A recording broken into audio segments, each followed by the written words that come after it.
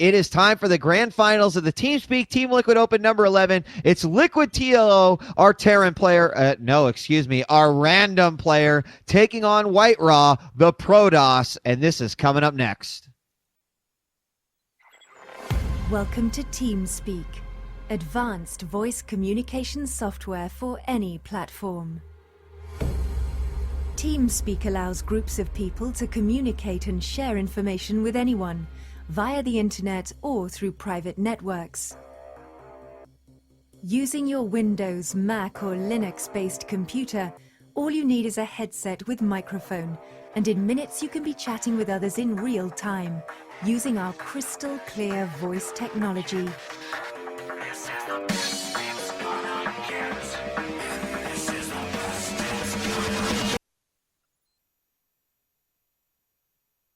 All right, it is time. Liquid TLO versus White-Ra for the finals of the TeamSpeak Team Liquid Open number 11. It is game number 1. I'm djWHEAT. Joining me is Wolf, and we have Liquid TLO spawning as the purple Protoss.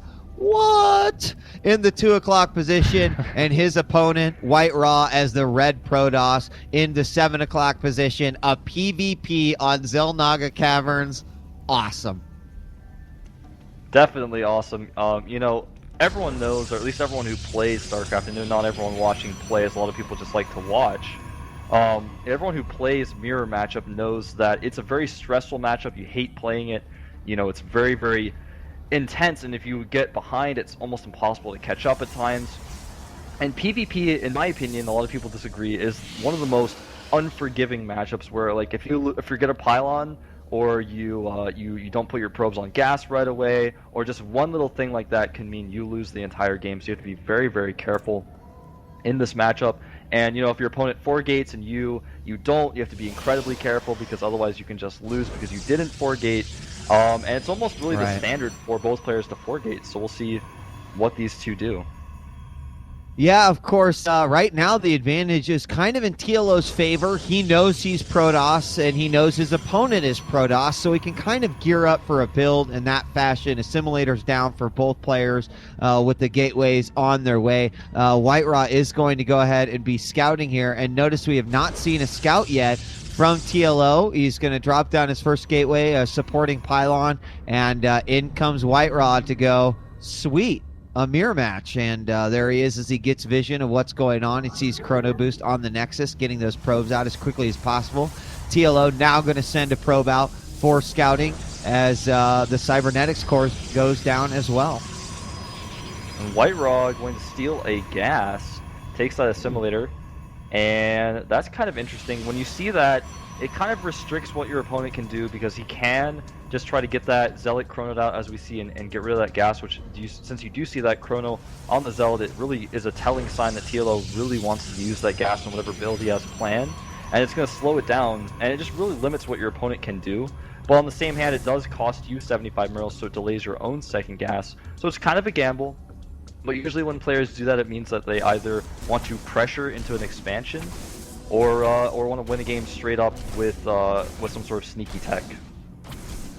Yeah, and interesting here, White-Ra is grabbing gas and then grabbing minerals and grabbing gas. Of course, it deducts from your overall amount, and if you go grab another one, it will get rid of what you just grabbed. And, you know, 10, 20 gas, is it really going to make that much of a difference? No.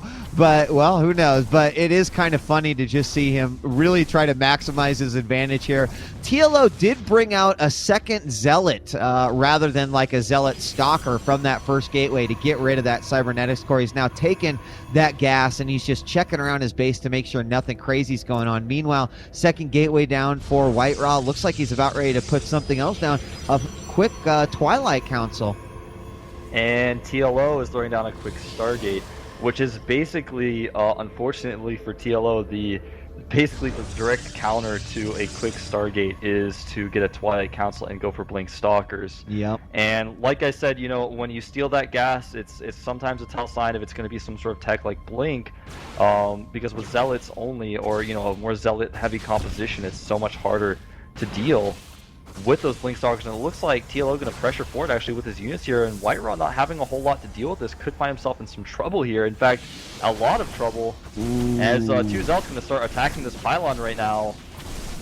It's going to be tough. He might have to pull some probes to defend this, but nice target firing of the Stalker, and because he was able to do that, he should be able to out-micro these Zealots forever, although one Stalker does get trapped on the ramp and will go down to the Zealots.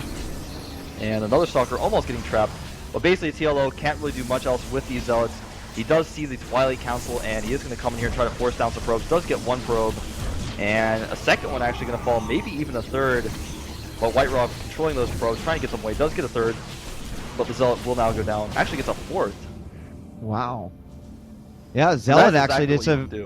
Yeah, he did some pretty nice damage there. You know, I think that White-Ra probably handled it pretty nicely. I think also we did see TLO see the Twilight Council, and then he probably saw it flashing, doing its thing. See a chrono boost on it. Blink is almost done, and we have about 5 Stalkers moving out here. Now, what sort of army do we have? I really kind of like this, Wolf. We've got these Phoenixes here, which of course could immobilize these Blink Stalkers here, and that's exactly what's going to happen. Zealots are going to move forward, try to tank some of this damage. Phoenixes will come out, continue lifting. We will see Stalkers blinking backwards, but TLO handling this actually pretty nicely. Finally will have to move those Phoenixes out of the way. He's got a higher Stalker count. TLO manually having to micro those Stalkers back, and we do have the pylon out here for Duckload.White-Ra. So will he be able to hold this off? Here are more lifts coming out there, and as long as those Phoenixes can stay alive, he might be able to minimize the damage here done by this rush. Yeah, I think he's actually doing a great job of lifting those Stalkers up. And basically, he's just picking up 1 Stalker at a time, even allowing the Phoenix to fire so it can keep its energy. So just picking those 1 Stalkers up at a time, he knows he has like basically an advantage with his opponent having more Stalkers than he does. So he's going to be careful of this Blink right now. Going to try to force his way around the ramp. He has to be very careful. He's actually picking up the weakened Stalkers to make sure they can't blink back. So really nice control there by TLO. It's a very tense moment, but I think TLO will hold this. Oh, I think absolutely. He's going to have a higher Stalker count. He still has that Phoenix, and just as you mentioned, pick up that weak Stalker. He can't blink. It's a guaranteed kill. And then also you have them there in case they do blink and might be on their retreat, and those Phoenixes can pick them up. Now, I'm a little surprised that TLO isn't actively attacking that pylon to try to stop this push, but he may also be comfortable. I think he's also got to be worrying a little bit. Well, hold on here. We got a Phoenix going out here, and that's the thing I was wondering about. What is my opponent doing? Is he trying to expand outside of this? And he will find out that no, there is no expansion, so he can probably be a little bit more comfortable in the scenario that he is in. We did see a Twilight Council. Ooh, look at that, a Dark Shrine coming out for for TLO. Now, TLO is actually making, White-Ra is also making a Dark Shrine at the same time. So this is actually a situation that people find themselves in PvP a lot when their opponent doesn't go for robotics tech, because they're thinking like, oh, I'm going to use this advantage, and both players end up doing it. So basically it all comes down to who gets the cannons up first, and it looks like TLO will, because his forge is about 90% done, and I don't even think that that White-Ra will be able to do anything with those Dark Templar. His shrine is not going to finish in time before those cannons. He's going to try to warp up onto the high ground, use the Blink Stalkers, maybe for vision, get a Dark Templar up there, but it's not going to work. 2 Dark Templar coming in, but all TLO has to do is hold position his Stalkers on force field, and he force fields those out. The cannons will finish, and that win with this, TLO will win the series, or with this game rather, I believe, rather quickly.